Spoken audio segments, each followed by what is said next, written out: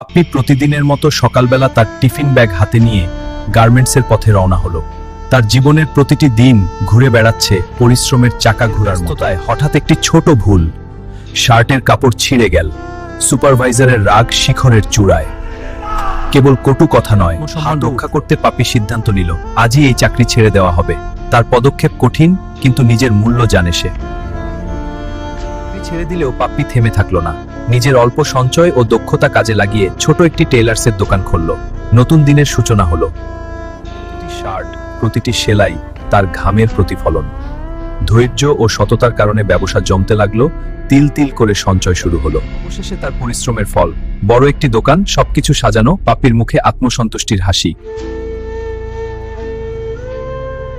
জানে প্রকৃত আনন্দ অন্যের মুখে হাসি ফোটাতে। সে তার সঞ্চিত টাকা দিয়ে গরিব ও অসহায় শিশুদের মাঝে নতুন শার্ট ও প্যান্ট বিলিয়ে দিল। জানে প্রকৃত আনন্দ অন্যের মুখে হাসি ফোটাতে। সে তার সঞ্চিত টাকা দিয়ে গরিব ও অসহায় শিশুদের মাঝে নতুন শার্ট ও প্যান্ট বিলিয়ে দিল। অপমান, কঠোর পরিশ্রম সবই আজ পাপ্পিকে দাঁড় করালো শক্তিশালী।